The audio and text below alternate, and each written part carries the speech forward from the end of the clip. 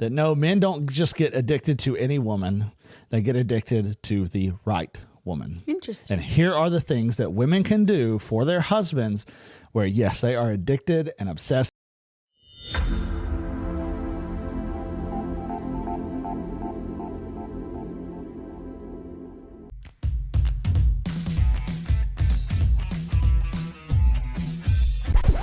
Here's a question for you. Is marriage overrated? Why aren't people getting married anymore? A new Pew Research poll found that 2 in 5 young adults think marriage is an outdated tradition. Marriage rates are at their lowest right now. Is marriage really even worth it? More than half of marriages end in divorce. If you get married, you have to be stuck with this person for the rest of your life, right? That's why you get married. So that's why it's declining. Why would you get married if you want to have just one partner when you can have multiple? Marriage is stupid.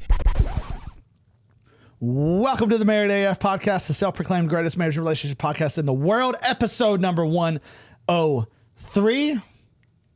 I'm glad. We're your hosts, Matthew and Monica Powers. I do my best to keep up with it. But before we even do anything, the Boston Red Sox are in the playoffs. They're the wild card team. I don't care if they're the second wild card, the third wild card. The Boston Red Sox have made the playoffs for the first time since 2021. Roman Anthony goes down. Who cares? They're in. Alex Bregman goes down in the middle of the season for a couple months. Who cares? They're in. Tristan Costas gone at the beginning of the year. Who cares? They're in. Abreu down for a month. Who cares? The Boston Red Sox are in the playoffs. God, it feels good. I need you to do me one favor. I meant to do this earlier today, but I need you to pull your pants legs up. The Boston Red Sox, Yep. if y'all aren't noticing on the camera there, Boston Red Sox socks. Every Smile. Sunday, Boston Red Sox socks. So every doubt. Sunday, Gotta pull them down now. every Sunday you wear your Boston Red Sox socks. Yes, and it On came the from platform. it came from a bet that our son made with me. He's like, I bet you won't wear those socks Every Sunday. And I've worn these because lucky we have like 3 or 4 pairs of them. Yeah, I was gonna say you've worn through. Worn through 2 of them. I only got 2 left. So when these are gone, they're gone. But they're Red Sox promotions from a game that we went to. Thank you, Emily, the best in the world. Got them for us. And I've worn them every single Sunday that we've been at church since I have had them. So Because I got a really good close up of your feet because your red part of the sock was hanging out today when you were on the platform. I was like, oh, I forget about the Red Sox. But yes, finally, the Boston Red Sox. And listen, do I expect them to win the World Series? Probably not. Do we want them to? Yes. Do I have a little bit of hope that it could happen? Absolutely. Are you kidding? I have full faith that my heart will be broken at some point in October baseball. I do too, but just got to get hot. Listen, Marcelo Meyer, he may come back. That'd be great. Roman Anthony, if he's back, he's the rookie phenom. He is going to be a top 3 player in the leagues for the next 10 years. And listen, I don't know. you just got to get hot. All you got to do is get hot at the right time, and the Red Sox are feeling it right now. Yesterday's game, they could care less. They were like, we are in. Listen, half the team was hungover from celebrating Friday night. They didn't play much, and they only lost 2-1 yesterday. Hardly any of the starters played, but you know what? They're in. I don't care if they're going to Yankee Stadium, if they're going to Toronto, to Detroit, to Cleveland. I don't care where they're going. I feel great about the team. I'm excited. I can't wait to be able to see Boston baseball in October yet again. They are tremendously locked in again. Tremendously locked in. Thank you, Romy Gonzalez. But the Boston Red Sox have finally made it back to the playoffs. Now we just need them to get past the wild card. They get past the wild card. So we can go back to Boston. Maybe, just maybe, we get into Boston and we experience playoff baseball at America's most beloved ballpark, Bucket list. Fenway Park. So we're not going to talk about the Red Sox the whole time. Okay. Even though I could, I would love to watch them. I would love I can replay Ceddanne Rafaela's walk-off base hit Friday night over and over and over again. Will Fleming's call, just the absolute best. And I was thinking about it the other day. We were at your parents' house because we have family in town from California. Yes. So I had it pulled up on my phone. We were playing a big family game. There was like 30 of us there. The whole family was playing. Everybody was in the kitchen. Cash and I were closer together, so I had the app, the play-by-play.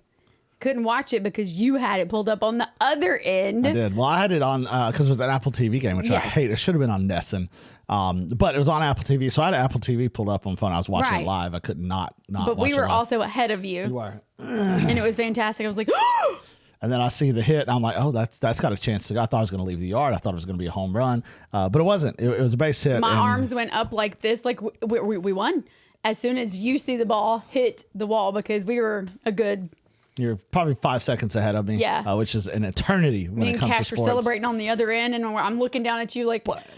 It was just, It was fantastic. It was incredible. The noise, the sound. Again, you didn't get to hear the Nesson call, but We went back. Will Fleming's radio call was just the best. I was thinking about it the other day. You know, I hate reading books. It's the worst thing in the world to read.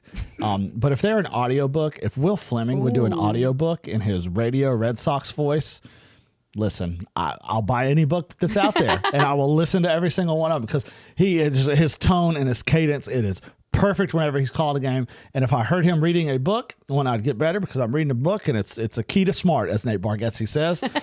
But I would also be taken to Fenway Park and the Red Sox. It would just be glorious. But what a call. What a moment. Golly, it feels good. But we're not going to talk about the Red Sox anymore. We're done. Sure.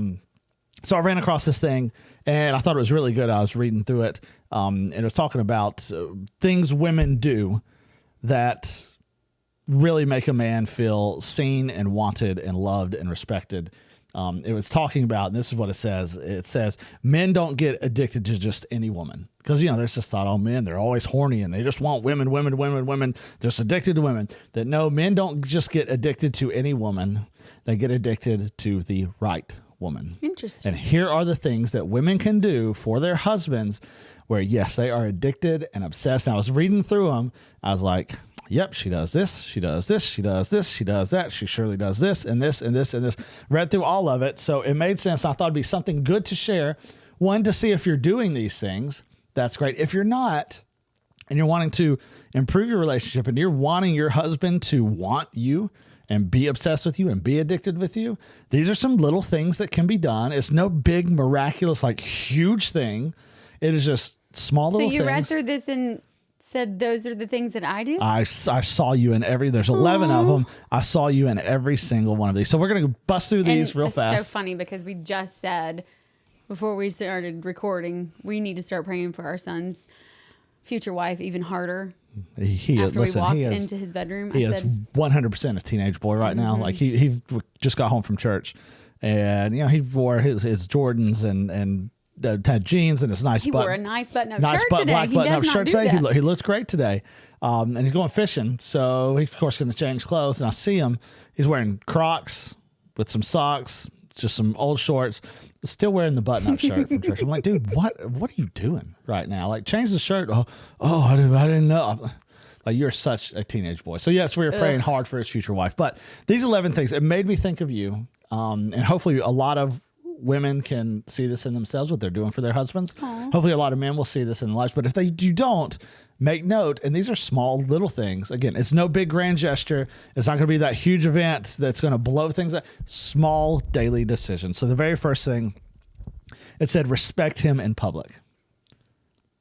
Respect him in public says, it makes him feel like her king outside of the home, which for men, respect is a huge thing. oh, yeah. And one thing about us, and it goes both ways, we will never speak illy of each other in public to anyone else ever under any circumstance. No.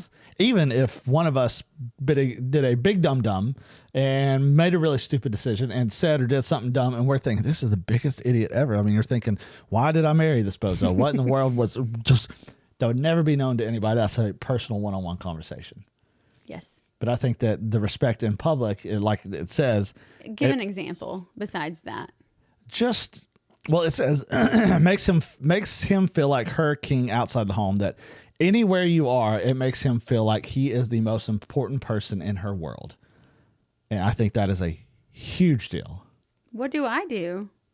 You just do. The way you look at me, the way you touch me, the way you speak to me, I can just see, and I can see it, that no matter what else is going on, it's like you can see me and okay, that's my safe space. That's it. Okay. So I think if women do this, yes, men are it's going to melt a man's heart to be able to see his wife do this for him. Googling over him. Totally. Okay. Totally. So I do that. You do that. Respect him in public. The second thing, playful teasing. Said it's your mind went one way. Where did your mind go there, beautiful? Yeah. That's all you got to say about that? Playful teasing. It says it keeps the spark alive, but the teasing is with because we have these great little inside jokes. Oh, yeah. And we can be goofy. And that's the type of stuff where it can just be fun, playful, where you're laughing and you giggle. And again, this is just something that every single man desires. To have that one, the woman that he loves, to be able to goof off with him and have these little inside jokes and play around with them. Unbelievable. Your mind went somewhere else, though. It did. Great, because we'll get to that point, too, and you boy. can really elaborate on that. The third thing, she takes care of herself. Meaning this, she radiates confidence. It's not just about beauty and how she looks, but there's a glow about her where she is aware of herself. She takes care of herself. She looks after herself, and she is confident in who she is. She's confident in her personality, in her looks, in her body, in every part of it. And men pick up on that. Husbands can pick up on that. And I totally agree with this. And I see this because I can't tell you how many times I've been told, I wish I had your confidence. And I've never understood what that meant. But I've also been told my confidence comes off as mean. And maybe it's the right woman that the guy has. I don't know any other guy that most men are intimidated by me. And I don't understand that either, because I'm a woman that will speak her mind, and we're not moving forward until this is taken care of. I'm not afraid to speak up for myself, and I'm not afraid of you, because, in relationships that are like an abusive relationship, if a woman is being hit or she needs to be with this guy because he's got a job and he's paying the bills and he's the father of her children, but she's not going to leave because she loves him, but he hits her. Yeah, bro, touch me. That's never okay under any circumstances. Ever. Okay, ever. And that is a reality. Like I would. Yeah. I mean, he's physically abusive, emotionally abusive, mentally abusive, spiritually abusive. He's abusive in every way. Talks down to her constantly. I mean, I'm not working. Stay. I got the kids, and he pays the bills, and I do love him, but he's horrible to me. But I got no. That's never an okay thing. It's never an okay in a relationship. Right. And those type of situations, they're scared to speak up because it's going to get worse. I was going to say, if you do speak up, they're afraid what's going to happen after when he finds out, because you're right. He's going to pummel her. But the first time should have never happened. No, it shouldn't. First time, shame on you. The second time, shame on me. The third time, F you. Yeah, it's over. I'm done. Listen, I can, not that I ever would, but if I laid my hands on you once, I might not have hands remaining to do it again. And you know what? It's technically how it should be. A man who lays his hands on a woman like that, I mean, that is like almost the absolute worst thing in my eyes that any man could possibly do. That's little man syndrome. Yeah, next to doing something like that to a child, you hitting your wife, no, I mean, you deserve a special kind of beating there. But yes, looks after herself, takes care of herself, has that confidence, which is something you do that's extremely attractive. The fourth thing, supports his dreams. That you are his biggest cheerleader, no matter what. And I feel like you are that. I mean, we've talked about it before, but when you gave up your dream of WWE to support a dream of mine, I mean, that speaks volumes. And even if you think, ladies, that it's kind of a dumb, I don't know if this is going to work. You were going to be famous. I don't care about being famous. I was just wanting to be a diva. Well, at that time, that's what it was. Not anymore. But if he comes to you with this dream and he has this idea or something, not just poo-pooing it and shooting it down, but supporting him. Poo-pooing it. Don't poo-poo it. Not just to completely shoot it down and be like, well, that's the dumbest thing I've ever heard of. You don't want to do that at all. But to be supportive in him and help him, because you just never know. But having a woman who is a cheerleader for you is huge. It's a big, big deal. The fifth one, creates a safe space. Now, I think this one is so under the radar, but maybe the most important of them all. Interesting. As in, Creates a safe space where he can feel safe to feel vulnerable without judgment. whoa, that's part of non-judgmental communication that we talk about. Where he can come to you and lay his heart out on the line completely and not have fear of she's going to throw this back on me at some point in time. So I'll tell you this, ladies, if a man pours his heart out to you and you at any time take a chance to use that against him, he will never, I mean, never open up to you ever again. The answers you're going to receive when, hey, are you okay? Is it fine? Oh, fine. Yeah, it's good. Be the only thing that you ever get forever and ever. If you were to say those things to me when I would ask you about maybe your day, or like if I were to ask you, because I always do, how's your day? But like on a Sunday, how was your day at church? This is a conversation that we have when the kids are gone, because you got to have conversations with people that I might not have gotten to see. And vice versa. You have conversations with a lot of people that I don't get to see. So we like to, hey, how was your day? What's going on? How are people? Did you get to talk? Yeah. If you were to respond, it was good, I would just, what is wrong with you? Are you okay? Do we need to talk? And What have I done? because you do create a safe space, I don't have the need to feel like I just need to get out of this conversation. I'll just tell her everything's fine, even when it's not. Because whether it is fine or it's not fine, I can elaborate and open up and kind of tell you my experiences. And this is huge for a man to be able to do this. I So see that. creating a safe space. Number 6, balances independence. In that, yes, she can be independent. She does have her life also. And he admires that she has her passions and her dreams and the things that she enjoys and the things that she wants in life and her goals in life, and something that he can help support. I agree with that. I think it's amazing that you have the things that you enjoy, and when you do have passions, and you with coaching, and you're finishing school right now, that I can be there to support that and also watch you go along the path to be able to see how much you're growing. I think this is a huge Get a huge front deal. row seat. Get a front row seat to see that, yes, she is a strong and independent, and you know what, she could survive without me. So I better take care of her. Better take really, really good care of her. But that's also seen as a very sexy trait. Yeah, oh, totally. It most totally is. A man likes when a woman can take control. It really, really does. Number 7, brings peace at home. This is another huge one. Do explain. Where when he's at home, it is a place of peace. That it is not chaos. It's not hostile. And hostile and argumentative and inquisitive and doubting. That he can come home and just the Relax. feeling of peace overwhelms him when he comes home. It says less drama, more harmony. So the last thing any man wants whenever he gets home is drama. Unless it's on a TV show Unless it's on a TV show. that you're watching together. Yes, totally, and that's perfectly fine. I think that's a-okay. But a very peaceful home is a very happy home. Oh, I absolutely A agree. loving home and a No long-lasting home. Arguments. Because we don't argue. We may debate, we have conversations, but no, we don't argue. It's not I'm screaming at you or raising my voice because I need to get my point across. And if I don't do this, you're not going to hear me or listen to me. We do that playfully. We do. And we had to stop with the kids Because kids thought we were really arguing. But we are over the top sarcastic people. But when we do have those conversations, we're both on the side that there is no winner in this. If one of us wins, that means the other one loses, which means we both lose.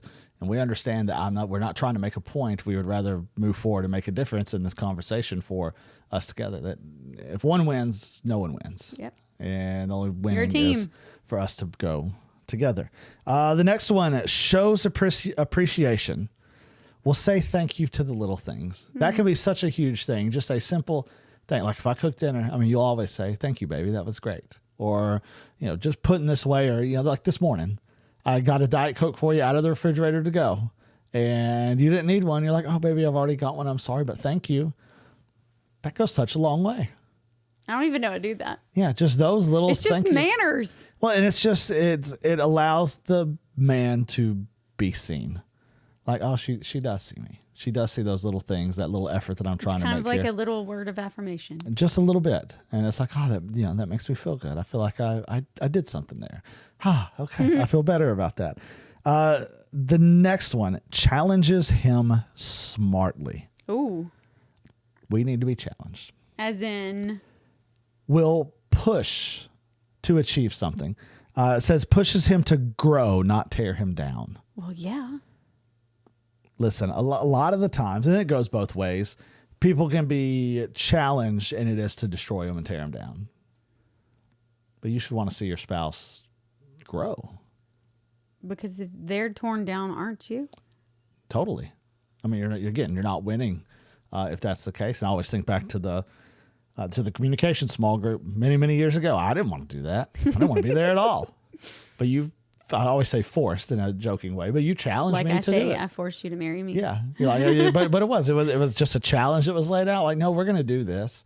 I see something in you that you don't see, but you're going to do this, and I'm going to do it with you. I'm going to be there with you while you do it.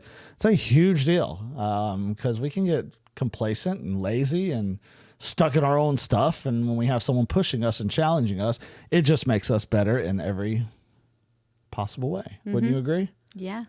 You wouldn't be Pastor Powers if I would you not. never have gone to that small group. I most- 2017, what? I most certainly would not. The second to last one, you choose him daily. Meaning, Your loyalty and your love are always obvious. oh, You're choosing him daily. yeah. Why wouldn't you? Well, I think a lot of people They would rather have the cute guy that's talking to them at work. maybe, or yeah, we're married, but that's why he's still here. That's why we're still together, because we're married, and I don't want to do the opposite. I think there's that mentality for a lot of people. Yikes. Just that thought process of, we're here, but I don't know what else to do, and that's it.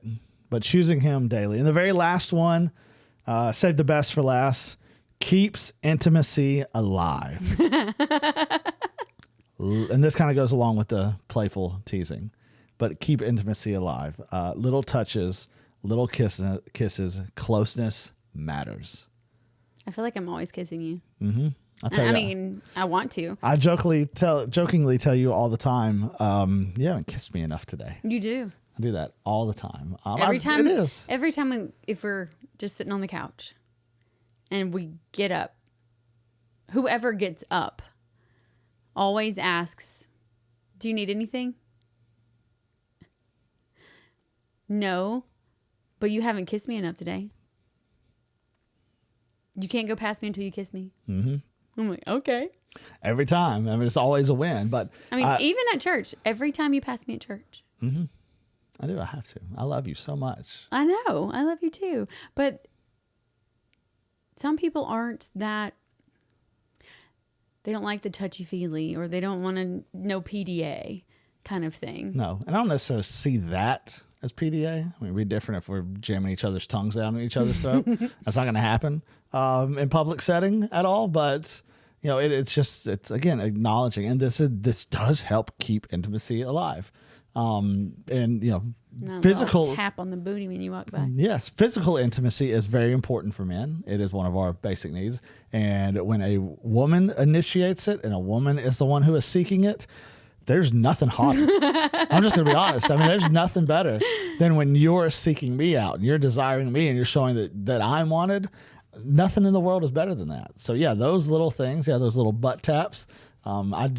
Tap your butt. We talked about this the other day. I don't know how many times I've done it in our life. Probably at least 100,000 times. That might be lowballing it. And maybe, but you return the favor too when I walk by. Oh, and if you don't get a good one, It's like, get your tail back here. you Let me better fix that. do that over. Better- or if you get better a fix handful that. of phone and you didn't even know the phone was in the pocket. That'll hurt your hand. If you go in there really hot, it'll hurt just a little bit. But those little things, the touching, the holding hands, the playing footsie with each other, those little things matter so much. And to be playful with it and to whisper those little things in each other's ear, that's great. It's amazing what that can do. And these things I see where your eyebrows went. What? What is that all about? I was just thinking what had happened at Costco yesterday. That's right. At Costco, you made some. So I was like, "What is it?" I was just laughing about something, and just because I was like, "Yeah," like it was a laugh, it was a giggle, It was. and you It just was a very I guess flirty it was giggle. You heard the giggle, and you stopped and said, "Woman, what you thinking about?" And I said, "I can't tell you right now." And you said. You got real close to me, put your arm around me, and said, "I'm not leaving until you whisper it in my ear." And you did. And I had to not laugh because I felt like so many people were watching me at that moment because we were just hugged up. I was like, okay, I'm really going to say this. And I whispered it, and you're like, yeah. Yep. And those little things are like, oh, yeah. Like, oh, Like you walked yeah. a little bit more confident pushing Just a that little little bit. cart at Costco. You stand a little bit taller whenever that happens. Absolutely. But those things are so incredibly important to just have that closeness and that intimacy. So, I mean, those are things that I think are so important to do. So respect them in public, playful teasing. I think there's a 12. What's the 12th? Telling him you love him. Not love you. I love you. Looking him in the eye, telling him and meaning it. Not when you hang up, okay, love you, bye. Yeah. And it's like, hey, I love you. It goes a long way. Mm-hmm. I agree. So there's number 12. So say you love you. Say I love you. Mean it. Look at his eyes when you do it. But respect him in public. Playful teasing. When she looks after herself, when she supports his dreams, creates a safe space, balances independence, brings peace at home, shows appreciation, challenges him smartly, chooses him daily, and keeps the intimacy alive. And not saying this is, you better do every single one of these every single day or else he's going to leave you for it. You do one or two of these a day. Just little things. You want to be a woman who he is obsessed with and he is addicted to, and where you are the only thing in his eyes, the only thing that he desires. Do just one or two of these every single day and watch the change that happens over 3, 6 months, a year. You'll be the most close couple you could ever possibly imagine. Little tweaks lead to high peaks. Absolutely. You got any final thoughts before we get out of here? Red Sox are going to the playoffs. Let's go Red Sox. Woo! All right, let's get out of here. God, we love you. We are so thankful for what you do. We're thankful for this platform. We're thankful for our relationship and bringing us together, God. Never in a million years did we think we'd do anything like this, and we're just thankful that you have given us the opportunity. I want you to know that it all belongs to you. We pray over every single person who listens to this, every couple who listens to this, God, that they'll just be close. They'll be close to you, but they'll be close to each other. And that these little things we talked about today, yeah, they may seem silly or playful even at times, but these little things are so important. And God, just put it in people's hearts, put it in their minds, let it be at the front of their mind to know that these little things can lead to a marriage that was created by you, designed by you, and better than they could even ever possibly imagine because it's designed by you, and we are thankful for it. Marriage is such a great gift. Thank you, thank you, thank you. You get all the glory for it. In Jesus' name, amen. Amen. That's good. Play ball. You almost didn't say play ball.